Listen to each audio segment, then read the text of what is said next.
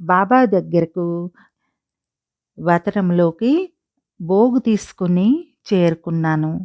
నేను బాబాకు సమీపంగా చేరుకున్న వెంటనే బాబాకు విశేషంగా ఎవరు బోగు పెట్టించారో వారిని గుర్తు చేశాను. అప్పుడు బాబా ప్రపంచపు లెక్కలో ఒక దృశ్యాన్ని చూపించారు. అది డైమండ్ హాల్ దృశ్యము. బాబా అన్నారు, "అమ్మాయి, ఇప్పుడు విశేషంగా ప్రపంచంలోని వారందరూ గంగా స్నానము చేయడం కోసము ఏర్పాట్లు చేస్తూ ఉన్నారు. అది కూడా విశేషంగా పగటి సమయంలోనే స్నానం చేయడం జరుగుతుంది. ఇకపోతే కొందరు అప్పుడప్పుడు, మరికొందరు రెగ్యులర్‌గా కూడా గంగలో స్నానం చేస్తూనే ఉంటారు" అని చెప్పారు. ఆ తర్వాత బాబా తమ పిల్లల యొక్క డైమండ్ హాల్ దృశ్యాన్ని చూపించారు. ఈ డైమండ్ హాల్ కూడా చాలా పెద్ద సాగరం వంటిది అని బాబా చెప్పారు. అనేక మంది బాబా పిల్లలు భిన్న భిన్న స్థానాల నుండి చేరుకున్నప్పుడు ఏ విధంగా జ్ఞానసాగరుడు తండ్రి ఉన్నారో, అలాగా డైమండ్ హాల్‌లో కూర్చుని ఉన్న పిల్లలు కూడా సామూహిక రూపంలో జ్ఞాన సాగరంలోకి వచ్చి ఆ అనుభవం చేస్తూ ఉంటారు. పిల్లలు కొద్దిమందే ఉన్నప్పుడు కూడా బాబా పైన కూర్చొని ఆ యొక్క దృశ్యాన్ని చూస్తూ ఉంటారు. బాబా అన్నారు, "ప్రపంచంలో కూడా సాగరము మరియు గంగకి కూడా ఇదే మహత్వం ఉంటుంది. కావున సమయానుసారంగా విశేషమైన రోజుల్లో అప్పుడప్పుడు నీటి యొక్క ప్రవాహ వేగం కూడా ఎక్కువగా ఉంటుంది. అప్పుడప్పుడు ప్రవాహ వేగము తక్కువగా కూడా ఉంటుంది.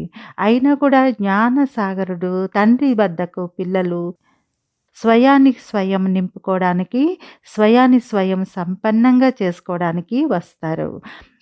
భక్తులైతే ఒకసారి, 2 సార్లు గంగా స్నానం చేస్తారు. కానీ బాబా పిల్లలైతే ప్రతిరోజు నిత్యము జ్ఞాన స్నానమును చేస్తూనే ఉంటారు. భలే బాబా మధుబనం ఇంటికి సంవత్సరంలో ఒకసారి, 2 సార్లే వస్తారు. కానీ తమ స్థానంలో లేక సెంటర్‌లో కూడా జ్ఞాన స్నానం చేస్తూ ఉంటారు. బాబా మురళి వింటారు, యోగము చేస్తారు, తపస్సు చేస్తారు. బాబా అన్నారు, "దీనిని సత్యమైన మహాకుంభము అని అనవచ్చు. సాగరము అని అనవచ్చు. ఈ జ్ఞాన సాగరంలో పిల్లలు మునకలు వేస్తూ ఉంటారు. అనగా పతితము నుండి పావనంగా అవుతూ ఉంటారు." బాబా అన్నారు, "ఈ జ్ఞానం యొక్క లోతైన రహస్యాన్ని కూడా పిల్లలైన మీరే అర్థం చేసుకుంటారు. మరియు ఇప్పుడు సమయానుసారంగా ఈ వ్యత్యాసమును మీరు ఇంకా వివరంగా చెప్పవచ్చు. నీటి గంగా మరియు జ్ఞాన సాగరం యొక్క వ్యత్యాసమును పిల్లలైన మీరు సమయానుసారంగా అర్థం చేయించే సేవ చేసే అవకాశం మీకు లభిస్తుంది. అందువలన బాబా తమ పిల్లలను చూస్తూ ఉంటారు."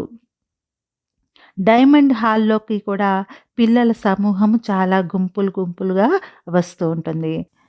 తర్వాత నెమ్మది నెమ్మదిగా వారు తమ తమ స్థానాలకు వెళ్ళిపోతారు.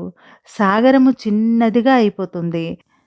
తీరాన్ని వదిలి దూరంగా వెళ్ళిపోతారు అని బాబా చెప్పారు. ఈ విధంగా బాబా దృశ్యాన్ని చూపించారు. ఆ తర్వాత బాబా సన్ముఖంగా బోగు ఉంచాను. బాబా కూడా చాలా ప్రేమగా బోగుని స్వీకరించారు. అందరి ప్రియ స్మృతులను బాబాకు తెలియజేశాను.